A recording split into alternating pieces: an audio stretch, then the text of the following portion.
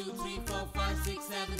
Being with buddies is being in heaven. 7 are the colors, 7 are the cause. When we together stronger than a sword. याद आएंगी हमें वो घर और गलियां, झगड़े थे जहाँ जहाँ थी प्यारी दुनिया।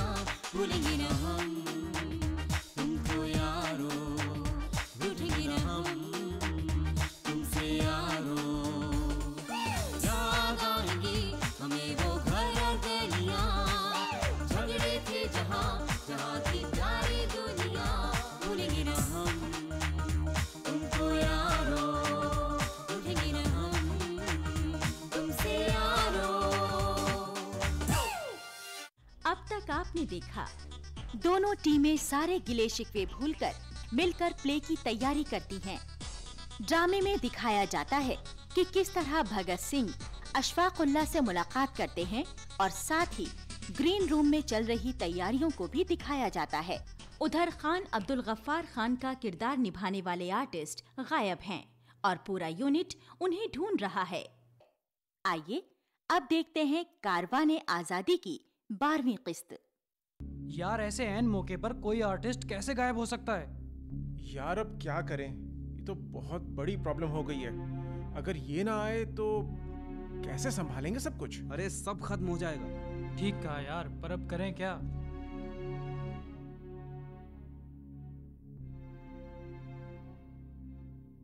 यार राज की एंकरिंग भी खत्म होने वाली होगी। मैं वहां देख कर आता हूँ कि अभी कितना वक्त बचा है। ठीक है तुम जाओ, मैं एक बार फिर से कॉलेज में जाकर देखता हूँ।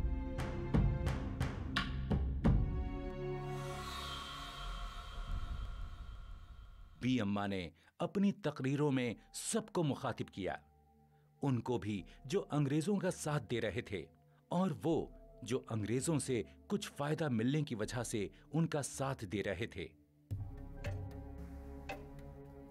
मैं तो ज्यादा दिन तक जिंदा नहीं रहूंगी, लेकिन मेरे बाद मेरी बातें आपको जरूर याद आएंगी।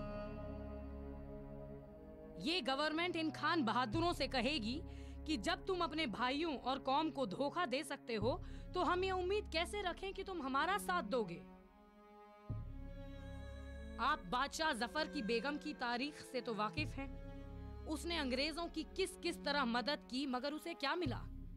बेगम समझती थी कि अंग्रेज दिल्ली पर कब्जा करने के बाद उसके बेटे को बादशाह बनाएंगे, मगर उन्होंने उसे बादशाह नहीं बनाया। ये बंदर हैं, बंदर, और किसी का ख्याल नहीं करते।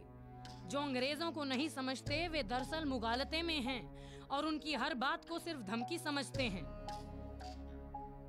मैं खिताब याफ्ता खान बहादुरों, सरकारी मुलाजिमों और वकीलों वगैरह से कहती हूँ कि वे हुकूमत की खैर ख्वाही छोड़ दें। आप अपनी जिंदगी क्यों बर्बाद कर रहे हैं? मौत के बाद आपका कोई साथी ना होगा। जब आपका समाजी बाइकाट कर दिया जाएगा तो ये अंग्रेज आपकी लाश को कब्रिस्तान तक पहुंचाने नहीं जाएंगे। मैं आपसे कहती हूँ कि चरखे चलाइए और खद्दर पहनिए, विदेशी कपड़े का बाइकाट कीजिए। ये आपका मजहबी फरीजा है।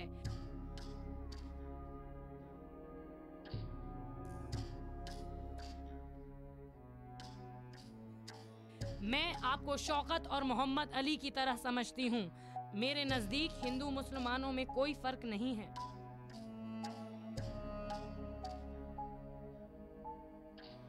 ऐसी थी भी अम्मा, जिसने जैसा कहा वैसा किया।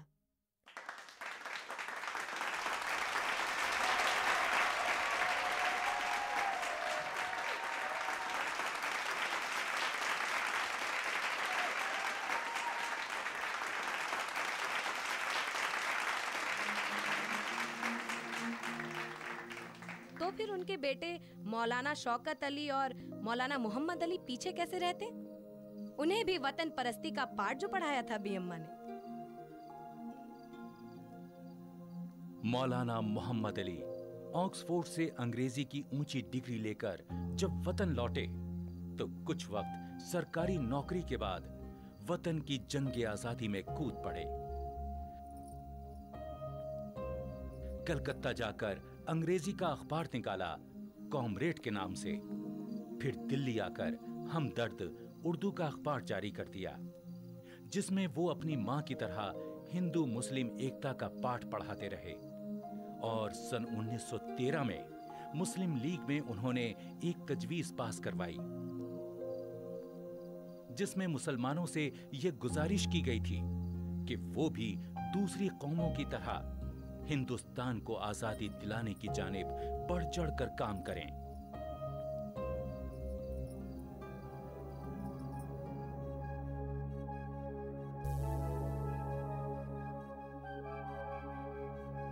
ओह, ये जनाब टॉयलेट में है, मैं अभी आता हूँ।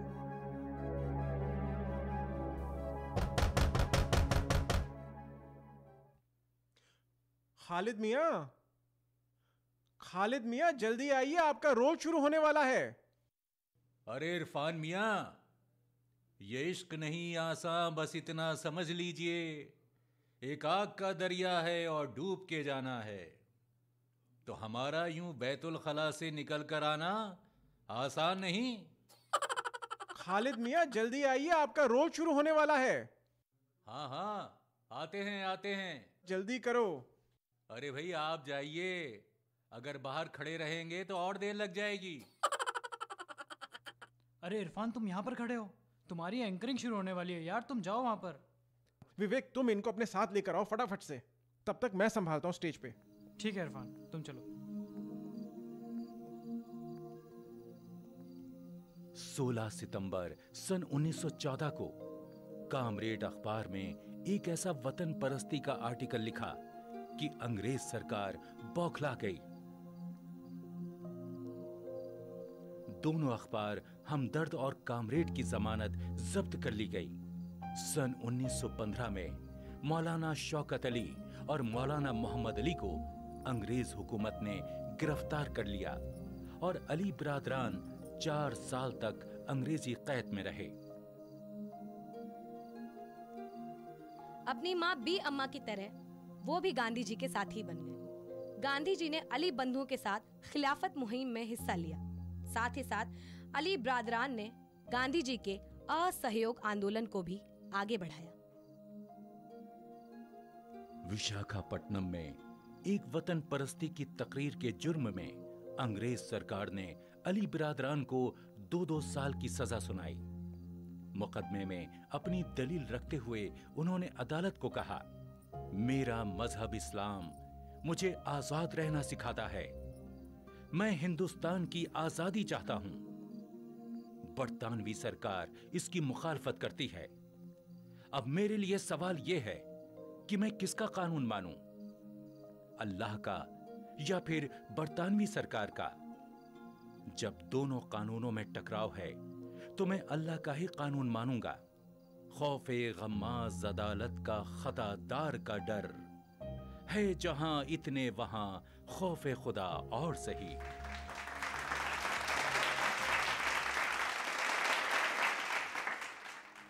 (1923) में जेल से रिहा होने के बाद वो कांग्रेस के मेंबर बना दिए गए। 1931 में गोलमेज कॉन्फ्रेंस में, जो बर्तानिया के प्राइम मिनिस्टर रैमसे मैकडोनाल्ड ने बुलाई थी, उसमें हिस्सा लेने के लिए वो बीमारी की हालत में भी लंदन गए। वहां उन्होंने कहा, या तो मैं अपने मुल्क हिंदुस्तान के लिए स्वराज्य लेकर जाऊंगा या अपनी जान देकर जाऊंगा। मैं ऐसा मुल्क चाहता हूं जिसमें मैं लॉर्ड रीडिंग को भी अपने मुल्क में गिरफ्तार कर सकूं। ये आखिरी अल्फाज थे मौलाना मोहम्मद अली के। अगले ही दिन मौलाना मोहम्मद अली का दिमाग की नस फटने से इंतकाल हो गया।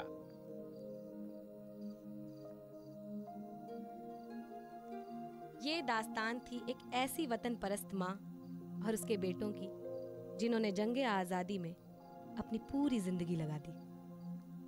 बुझ गई मगर रोशनी बिखर गई, सवेरा होने लगा।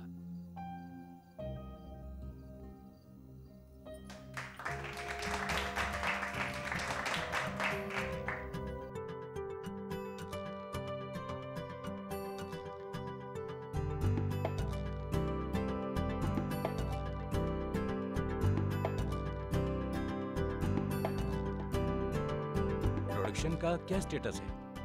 राज, अब खान अब्दुल गफ्फार खान का प्ले है। कैरेक्टर को इरफान, जमील कुछ हिदायतें दे रहे हैं, वैसे सब तैयार। यार बड़ा इंपॉर्टेंट कैरेक्टर है ये। हाँ, पहला गैर मुल्की शख्स जिसे भारत रत्न से नवाजा गया। दोस्तों, खान अब्दुल गफ्फार खान का मेकओवर हो गया है, ये देखो, और इसके साथ कंपेयर करो, हूबहू वही मेकअप हुआ है। हाँ ये तो है। हाँ यार,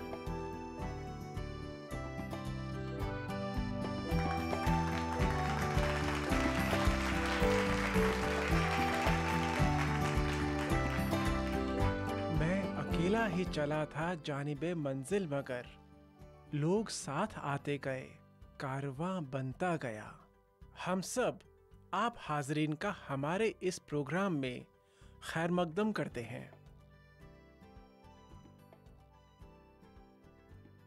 हाजरीन, वो कारवां जिसमें हिम्मत हो, सब्र हो, मंजिल तक पहुंचने का जज्बा हो, जो तब तक ना थके जब तक मंजिल तक पहुंच ना जाए, वो कारवां एक ना एक दिन अपनी मंजिल पा ही लेता है। मगर कई बार मंजिल पर पहुंचने के बाद अपनी हसरतों को संजोना ज्यादा मुश्किल हो जाता है। ऐसा मुजाहिदे आजादी हिंद के साथ भी हुआ।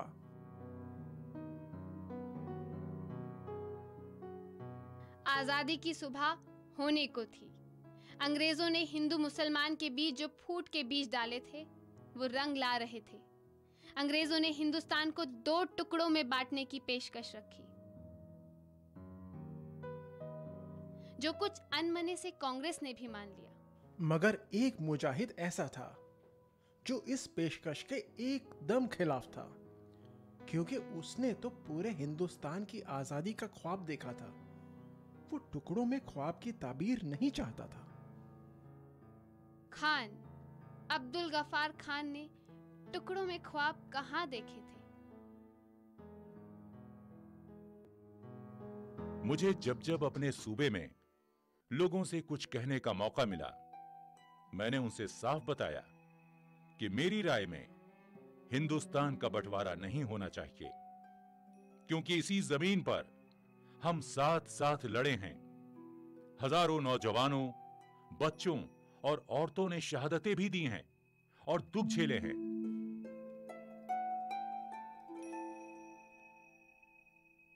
मैंने कई तकरीरें की हैं हिंदुस्तान के बंटवारे के खिलाफ। मेहरबानी करके हिंदुस्तान को पाकिस्तान और भारत में मत तोड़िए। आप मेरे मुतालिक कोई भी राय रखते हो, मैं तोड़ने वाला आदमी नहीं हूं। मैं तो तामीरी शख्स हूं। मैं तोड़ता नहीं, जोड़ता हूं।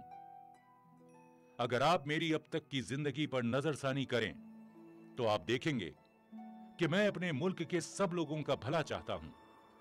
इस बंटवारे से ना हिंदुओं को फायदा होगा, ना ही मुसलमानों को, ना पंजाब को, ना बंगाल को, ना ही सिंध को। सिर्फ जोड़ने में, इकट्ठा रहने में ही फायदा है। अगर आपके पास कोई तामीरी मंसूबा है, कोई इकट्ठे रहने की सोच, अगर आपके पास मिलजुल कर रहने की कोई तरकीब है, तो उसे लाइए। मैं आपके सामने यह अहद करता हूं कि मैं और मेरे साथी आपके साथ कंधे से कंधा मिलाकर उसमें आपका साथ देंगे।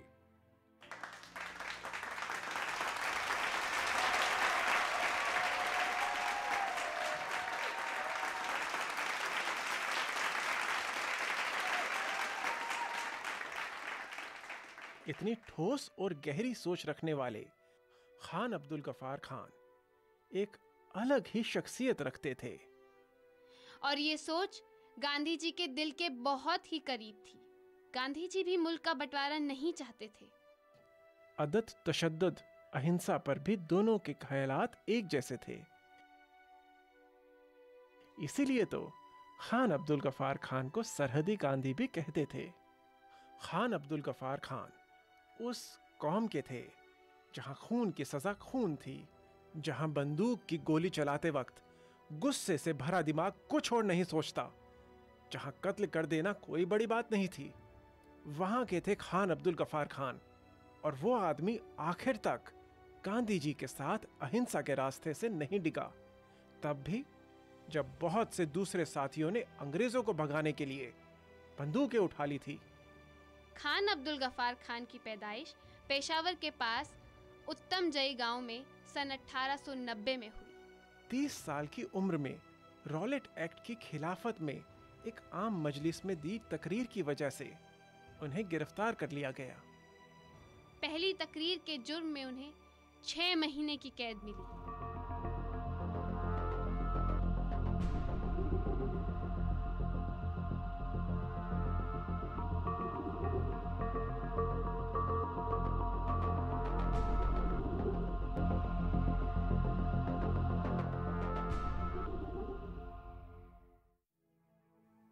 क्योंकि इस सरहदी इलाके में पठान पढ़े लिखे नहीं थे, इसीलिए 1921 में उन्होंने अपने गांव में पहला स्कूल खोला, जिसका नाम रखा आजाद हाई स्कूल।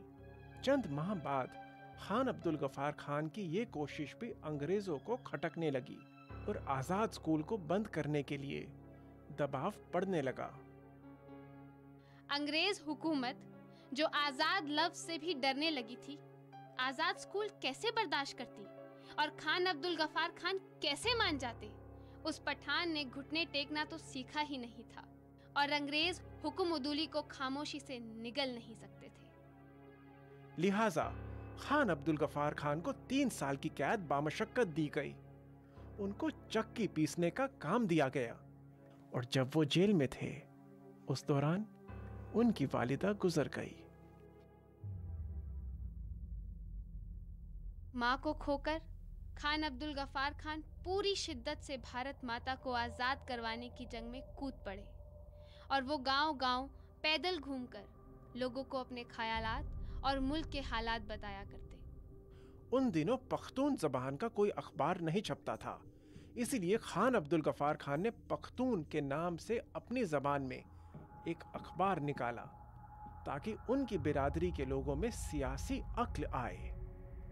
महात्मा गांधी के सत्याग्रह से मुतासिर होकर खान अब्दुल गफ्फार खान ने भी एक मुहिम चलाई, जिसका मकसद एक यूनाइटेड, आज़ाद, सेक्युलर हिंदुस्तान बनाना था।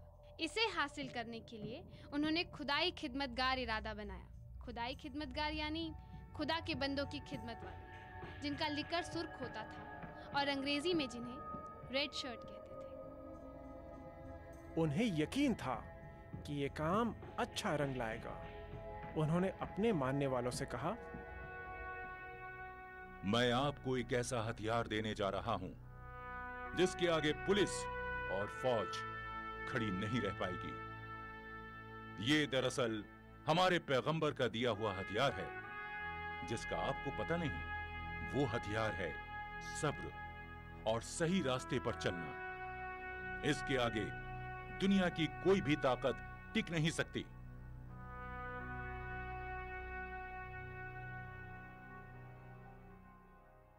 इस तंजीम में 1 लाख से ज्यादा लोग भर्ती हो गए।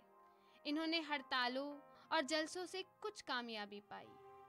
रेड शर्ट्स यानी खुदाई खिदमतगारों का मकसद साफ था, और मकसद था सच्चाई और इंसाफ की राह पर चलना। किसी को भी अपनी तंजीम में दाखिल करने से पहले खान अब्दुल गफ्फार खान उस शख्स को एक कसम खिलाते थे।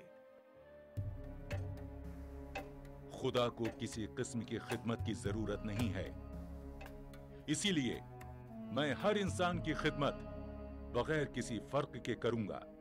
मैं किसी तरह का तशद्दुद नहीं करूंगा और ना ही बदला लेने की नीयत से कोई काम करूंगा। मैं हर उस शख्स को माफ करूंगा जो मेरे खिलाफ हसद या नफरत से कोई काम करेगा।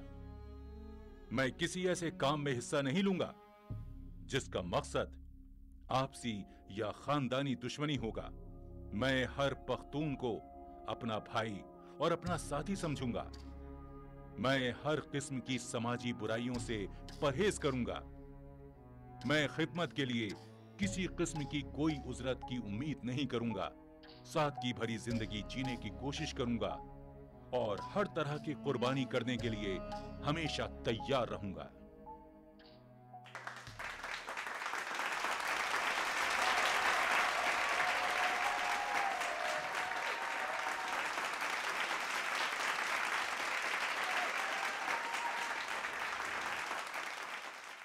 खुदाई खिदमतगार तंजीम 1929 में कायम हुई और अगले 2 सालों में इसके मेंबरान की तादाद 1 लाख से ऊपर पहुंच गई। 23 अप्रैल सन 1930 में नमक कानून की मुखालफत शुरू हुई। इसमें इस सरहदी इलाके के पख्तूनों ने बढ़ चढ़कर हिस्सा लिया। इस पर खान अब्दुल गफ्फार खान को गिरफ्तार कर लिया गया और पेशावर के किस्सा ख्वानी बाजार में खुदाई खिदमतकारों का हुजूम इकट्ठा होने लगा। अंग्रेज ये कैसे बर्दाश्त करते कि खान की गिरफ्तारी पे खुदाई खिदमतगारों का हुजूम इकट्ठा हो जाए। डिप्टी कमिश्नर ने फौजी दस्ते को तलब किया। ये फौजी दस्ता गढ़वाल रेजिमेंट का था। सब फौजी गढ़वाली थे। Major Chandra Singh Garhwali. Yes sir. ये हुजूम देख रहे हो, ये लाल शर्ट्स वालों का। Yes sir. खून डालो इन्हें गोलियों से। क्या सर?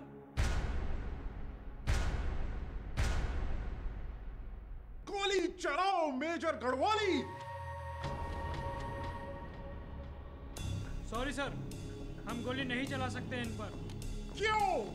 सर, हम अपने निहत्थे देशवासियों पर गोली नहीं चलाएंगे क्योंकि हम सिर्फ हिंदुस्तान के दुश्मनों से जंग करने के लिए भर्ती हुए हैं। अगर आप चाहें तो हमें तोप के गोलों से उड़वा सकते हैं सर, मगर हम इन पर गोलियां नहीं चलाएंगे।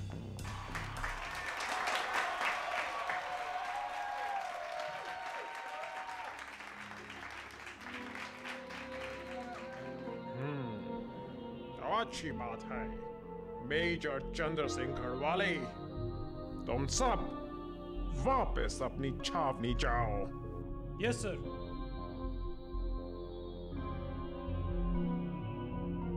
इन सब गढ़वालियों को छावनी पहुंचते ही गिरफ्तार कर लिया जाए। अंग्रेजी फौज बुलाई जाए।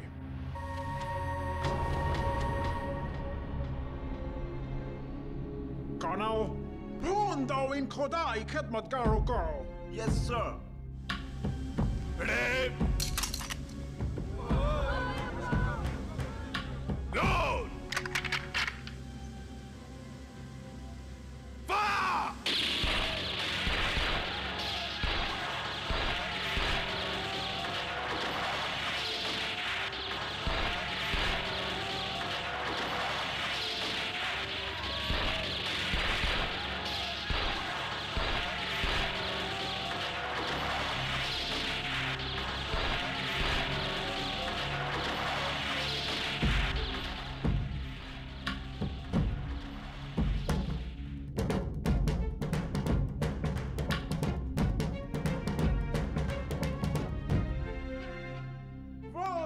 Colonel, thank you sir. अब तुम भी छावनी जाओ। गढ़वाली फौज वहां पहुंच गए होंगे। उनके हथियार कब्जे में कर लो और उन्हें गिरफ्तार कर लो। फिर हम उन पर मुकदमा चलाएंगे। एक हिंदुस्तानी की ये मजाल कि वो आपकी हुक्म अदूली करे, उसे तो सख्त से सख्त सजा मिलनी चाहिए। Of course colonel, of course. हम बहुत गुस्से में हैं। इनकी ये मजाल कि हमारे हुक्म की तामील ना करें। और गढ़वाली पलटन पर फौजी अदालत में मुकदमा चलाया गया। उसमें से ज्यादातर को उम्र कैद की सजा दी गई। 250 पख्तून मारे गए, मगर खुदाई खिदमतगारों ने अहिंसा की राह पर चलते हुए कोई इंतकामी कार्रवाई नहीं की। तमाम पेशावर शहर में कर्फ्यू नाफिज कर दिया गया। ये जलियांवाला बाग के बाद दूसरा बड़ा कत्लेआम था। एक गर्म दिमाग कौम से वाबस्ता होते हुए भी खान अब्दुल गफ्फार खान ने अपने 250 साथियों की मौत के बाद भी अहिंसा का साथ नहीं छोड़ा। हालांकि इस जालिमाना कत्लेआम के बाद उन्हें गिरफ्तार भी कर लिया गया और 3 साल जेल में रखा गया। ये उनका बहुत बड़ा इम्तिहान था। इतना जुल्म और ये पठान सब्र के साथ सहता रहा। हिंसा नहीं अपनाई उन्होंने। और जब गांधी जी के बहुत से साथी अहिंसा के रास्ते से अलग हो गए, तब भी खान अब्दुल गफ्फार खान उन चंद लोगों में से थे जिन्होंने गांधी जी का साथ आखिर तक दिया। इसीलिए उन्हें सरहदी गांधी के नाम से भी जाना जाने लगा। खान अब्दुल गफ्फार खान ने अपनी जिंदगी के 30 साल अलग अलग जेलों में काटे। उनकी शख्सियत की एक और खास बात यह थी कि वो औरतों के हकूक के भी हिमायती थे। ऐसी शख्सियत का 20 जनवरी 1988 की सुबह पेशावर में इंतकाल हो गया। उनकी वसीयत के मुताबिक उन्हें जलालाबाद, अफगानिस्तान में दफनाया गया। ऐसे इंसान तो सदियों के बाद पैदा होते हैं। इसी वजह से वो पहले गैर मुल्की हुए जिन्हें भारत रत्न से नवाजा गया। इस यौम आज़ादी पर ऐसे मुजाहिदे आज़ादी हिंद को याद करना जो बाद में गैर मुल्की हुआ, हमें याद दिलाता है कि ऐसे और भी गैर मुल्की हुए हैं जिन्हें मुजाहिदे आज़ादी हिंद तो नहीं कह सकते, मगर उनकी पुश्त पनाह जरूर कह सकते हैं। और उनमें से कई यूरोप से थे और कई पूर्व से।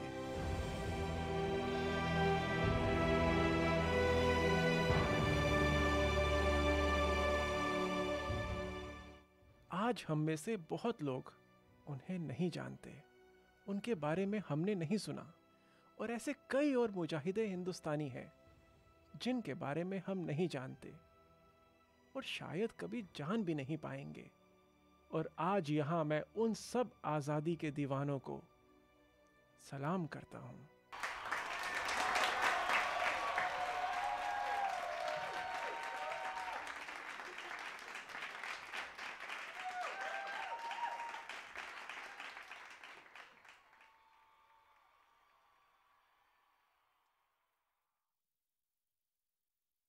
यार मुश्ताक, ये मेकअप आर्टिस्ट कहाँ चला गया?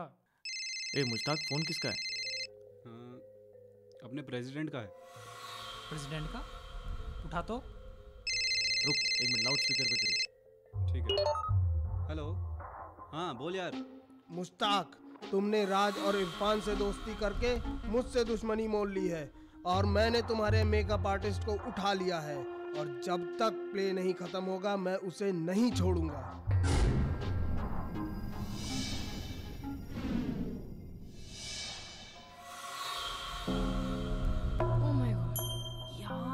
क्या हो गया? मुझे तो बहुत टेंशन हो रही है।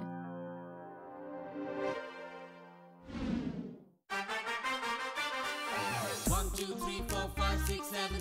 Being with buddies is being in heaven. Seven are the colors, seven are the cause. When we together, stronger than a sword. याद आएंगी हमें वो घर और गलियां, झगड़े थे जहाँ जहाँ थी प्यारी दुनिया।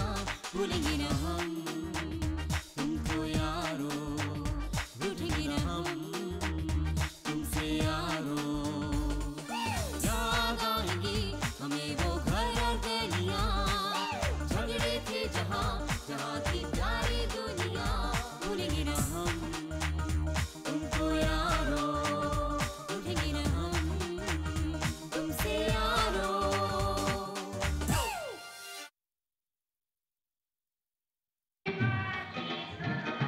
कैसा लग रहा है मैडम? फेशियल कैसा लग रहा है? शादी के पहले आता है सीजन शादी.com का। आज ही डाउनलोड कीजिए।